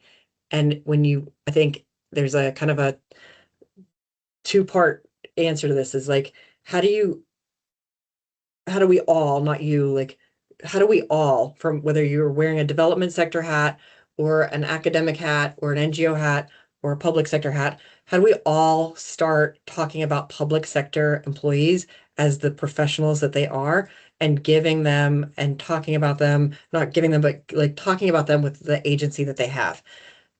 They're at the interface of doing the hardest work that's out there, right? How do we talk about them as having the agency that they have, and and supporting them to do their job. I think that's kind of it's just a shift in the way what we expect from people, and frankly what everybody needs to be expecting from themselves within their systems, within their own system, like whatever, whether you're in the development sector or you're in the public sector or the private sector. You got to start thinking about how you're going to solve your own problems, because right now there's less resources for other people to help you. Frankly, we've seen that sometimes that goes a lot slower and it's off mark, and you are surrounded almost invariably by the people who are going to help you do your job better. And whether you're in the development sector, whether you're in philanthropy, or whether you're in a public sector agency, don't wait for somebody else to solve this. Don't wait for funding. How do you start with the resources that you have and start building momentum around what you think, have confidence in what you see you need, and start building those KPIs for yourself and your own team. That's that's not to say that there shouldn't be development money going to that, or public sector subsidies, or other material financing going to bigger systems, but don't wait for it, and don't rely 100% on that. You got to start both directions, and sometimes it's that bottom up that unlocks the bigger tranches, and it also takes leadership. So convincing your leadership to get behind you when you're working on data systems means figuring out how to do advocacy, internal advocacy and bottom up advocacy, and so every staff person in any organization needs to start thinking of themselves as their own advocacy unit, and really figuring out how to work strategically within your unit to make the change that you see needs to happen. That's a little bit preachy, sorry. I think and at least we're just almost at time. So I want to say one thing on the Uganda piece, and then I'm going to let you go. When you have a fragmented mandate, maybe you can consolidate that mandate. Maybe we're not going to wait around for that mandate to be consolidated, because that is a long-term game.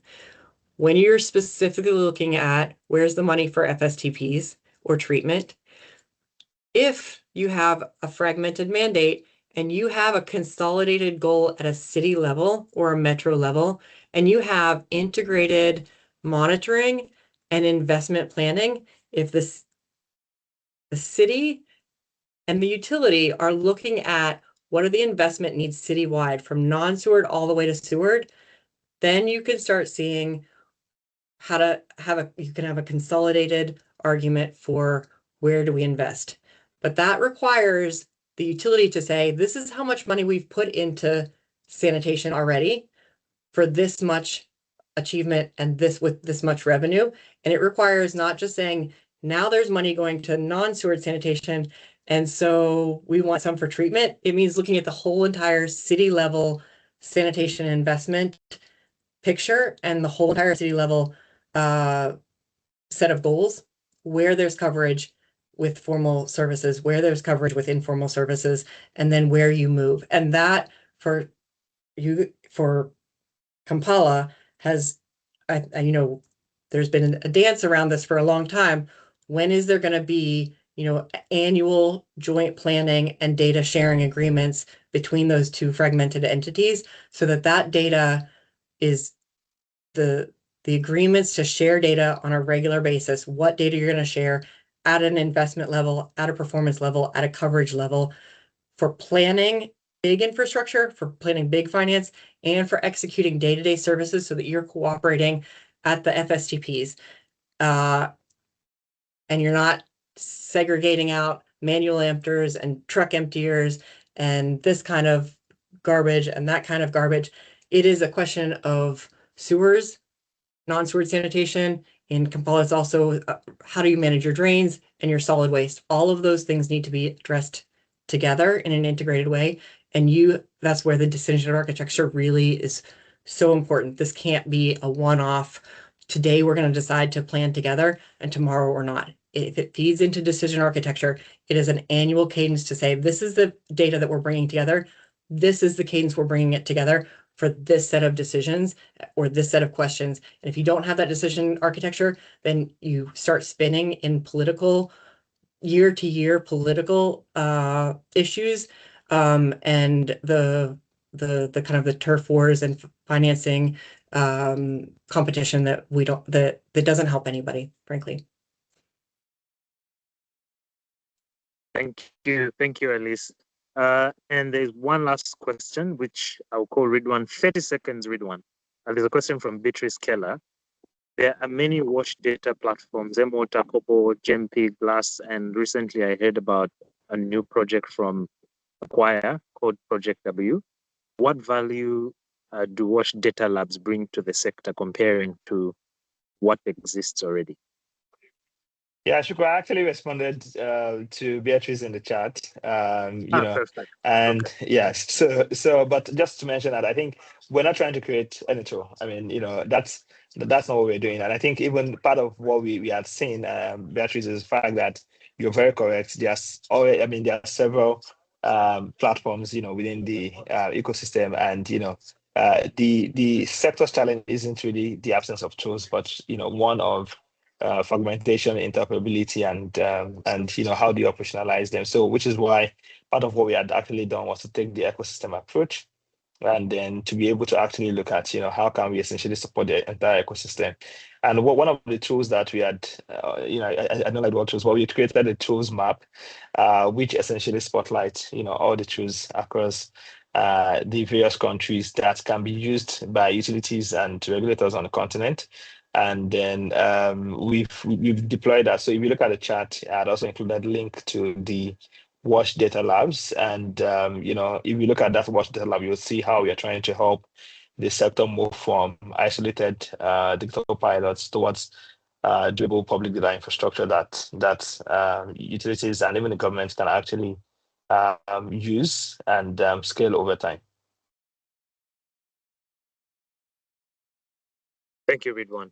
So as we bring the session to a close, I want to extend a sincere thank you to our panelists, Ridwan, Alice, Dr. George, for your thoughtful, candid, and practically grounded contributions today.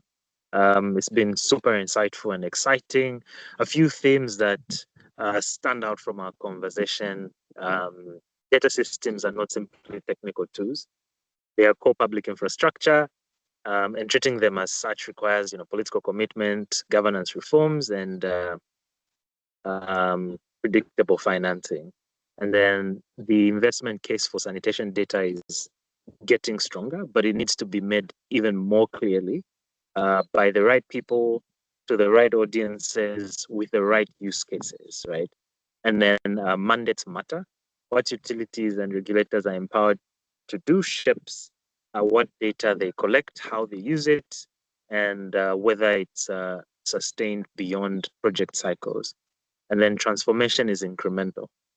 The most successful examples are those where organizations build data capabilities alongside service delivery, not as separate exercises, right? So once again, super grateful for the insights, and thank you to our panelists, our participants, for the insightful questions as well. But before we close, a few notes. The session was being recorded, and the presentation slides will be shared alongside the recorded video to all the participants that joined here. And we encourage you to share it widely with your colleagues and who may benefit from it.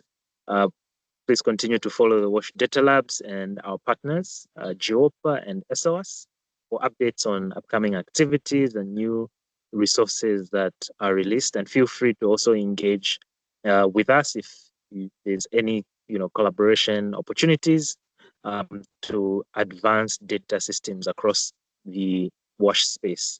And we would also love for you to continue engaging with the 𝗬𝗪 platforms and the ESOAS platforms as well, the different communities of practice that they have. And on behalf of Dev-Afrique, ESOAS, 𝗬𝗪, and the entire WASH Data Labs team, thank you for being part of this community and for your commitment to improving data system strengthening across the sector. And thank you for staying on to this conversation. Have a great rest of the day. Thanks, Shukra. Thank you.